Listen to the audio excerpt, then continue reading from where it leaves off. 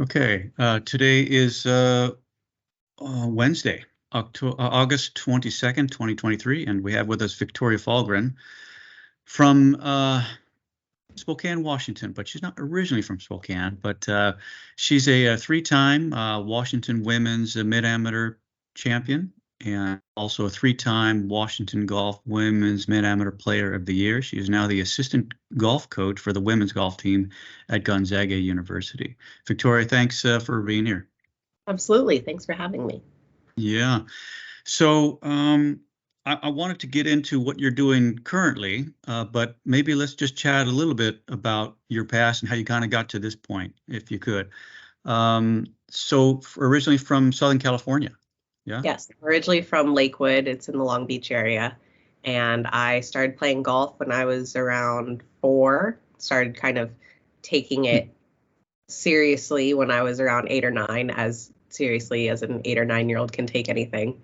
Yeah. But I played a ton of junior golf growing up, probably to the detriment of my ranking. I didn't really play the game with the ranking system. I just wanted to play. So I played in any event I could get my hands on. And who got you into the game? How did you even start? Yeah, parents. My both of them played very casually, but I remember we just sort of had a day where we went out to the driving range, and I kind of liked it. And my parents asked me if I wanted to maybe get some lessons, and I said yes, and we just kind of went from there. Yeah. Long Beach has a really amazing junior golf program out of Hartwell Golf Course, this little par 3 course.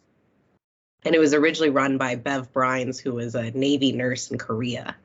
And she ran a super tight ship. We all wore these red polos that we had to have tucked in, and we would have to take lessons, and we would graduate to etiquette classes, and then we would graduate to 9 holes, and we kept a handicap, and there's a club chip. Wow.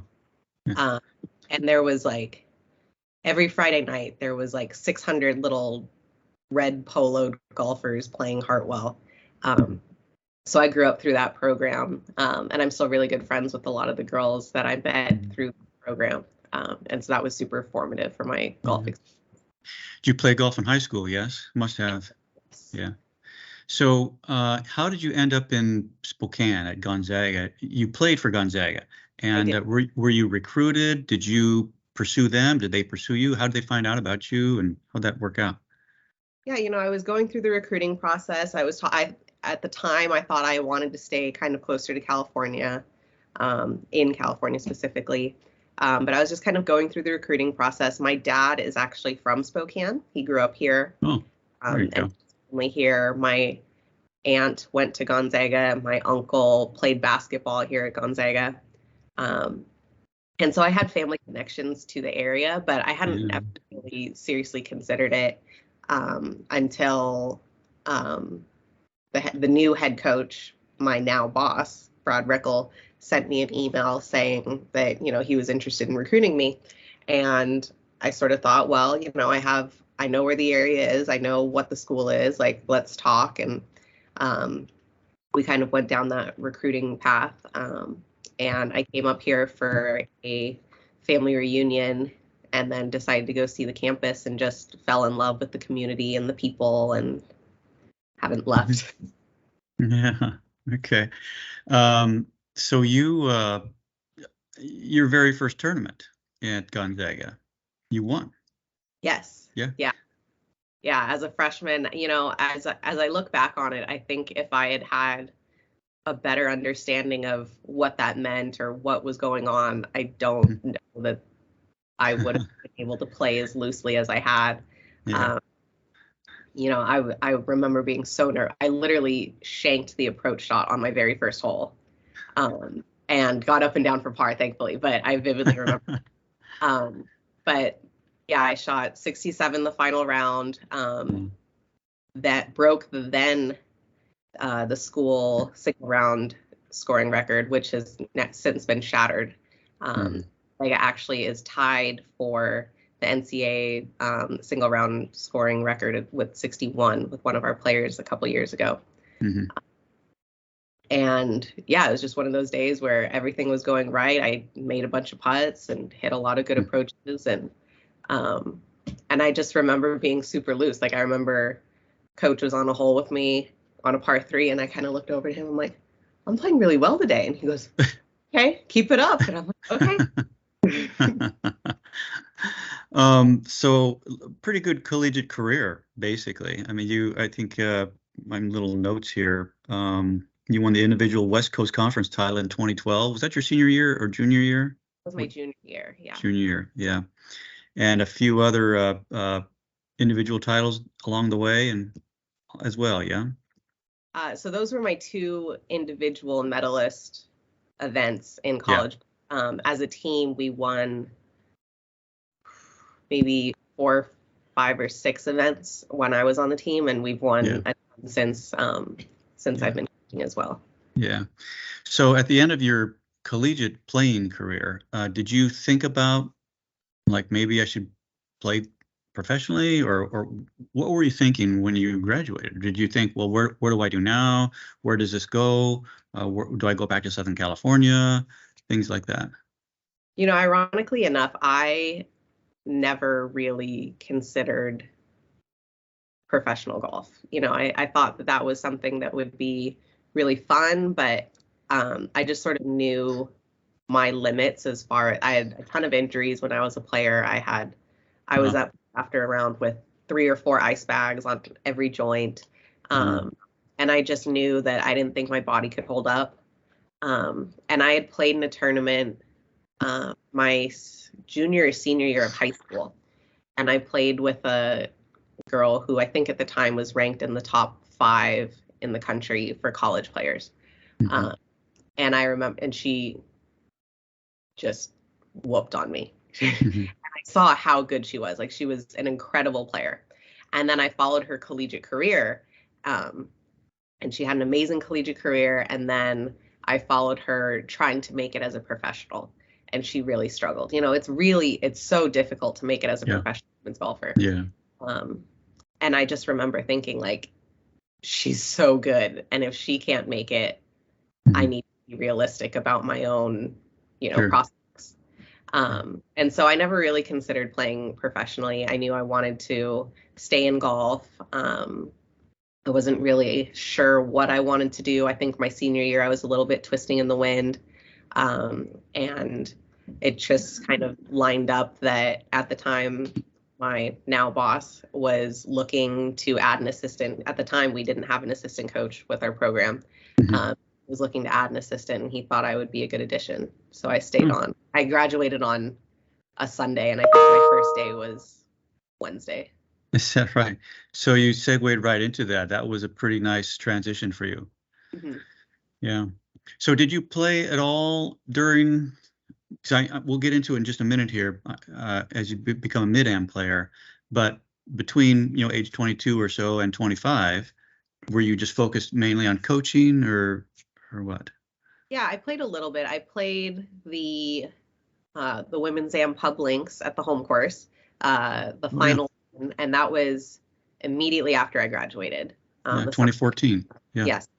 And then I played in the Washington women's am when it was at Squim, when I was still in, but it was right before I turned to be a mid-am. And I just remember thinking, I am too old to be doing this with all these young girls. I played okay. I think I took like 4th or 5th. But that was, and I would play the odd event here and there. I think I maybe played some champion events as well with Washington Golf. But I didn't play nearly as much. So then when you did reach the mid-am status at age 25, did you just jumped right into it? Yeah. Yeah, I was kind of waiting for that. Landmark in my age so that I could play with the mid-ams. I really feel that the mid-am category is, in my opinion at least, one of the purest forms of amateur golf. I feel like on some level, younger amateur golf has just sort of been the prelude to professional golf, which is great. I think a lot of collegiate players and,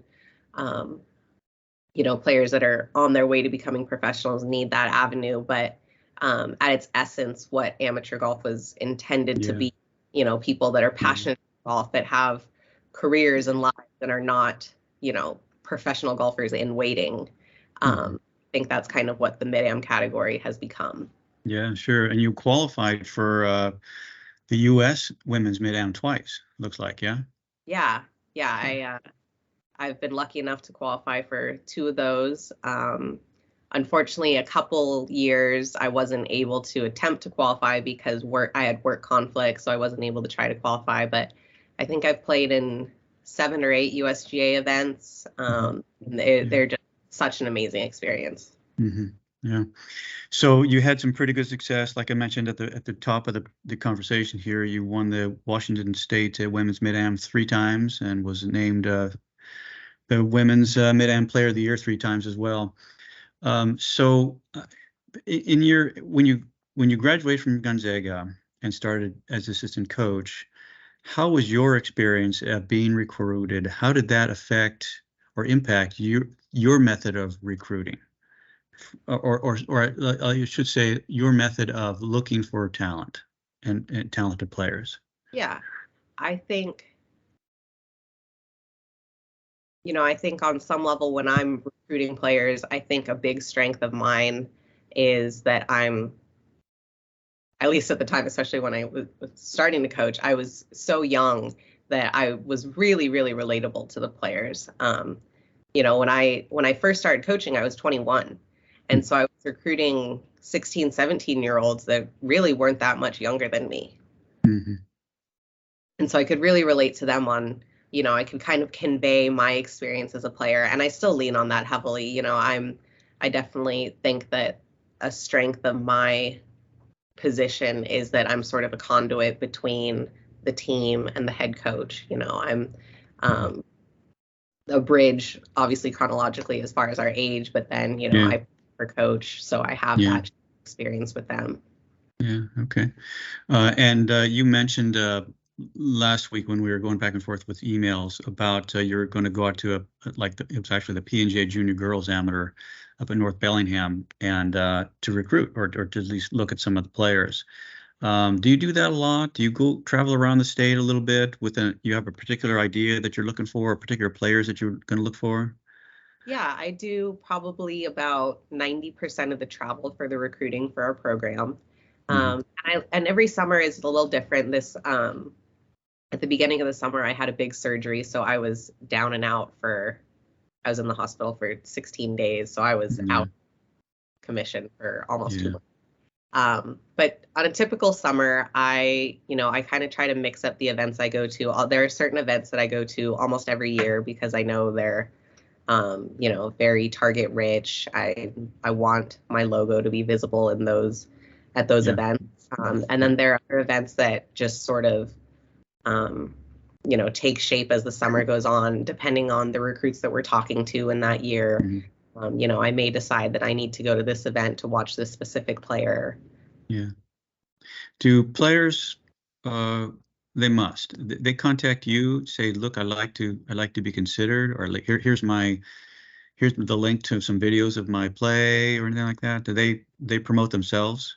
Yeah, it's so different now from when I was a player.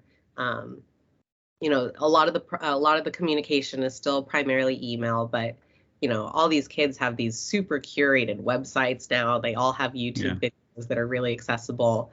Marketing themselves on Instagram with their own personal golf page so the coaches can see their swing videos and they'll post their results. So it's a lot more technologically savvy than like when I was a player. Yeah, sure. You mentioned a few minutes ago about some health issue that you were dealing with, and I know that on the amateur front in the tournaments and around the state, that your name has been absent for a little bit now, and I'm assuming that was the main reason why. Is that right? Yeah. I had 40% of my stomach removed at the beginning of summer to deal with some persisting stomach ulcers. So okay. I tried to schedule it around our conference championship so that it didn't interfere with work too much. But unfortunately, one of our players qualified for NCAA regionals, and I wasn't able to go. I was just sitting in my hospital bed, refreshing live scoring, watching her scores. Yeah. So not much golf in 2023. That's for sure for you. Yeah. You did mention in a previous conversation about you're taking your personal career to another level. Is that right? You Yeah. want to talk about that? Yeah, I am just starting the process of becoming a PGA professional. Mhm. It was a decision I didn't take lightly because I really have found a lot of fulfillment and a lot of joy in playing competitive golf at the amateur level. Um, and I think on some level, it was really difficult for me because I took a lot of my own self-identification and sort of my own self-worth from my identification as a golfer, as a competitive golfer. And so it wasn't a decision I took lightly, kind of giving up my amateur status, but over the last few years, I wasn't feeling as much joy when I played as I felt like I should.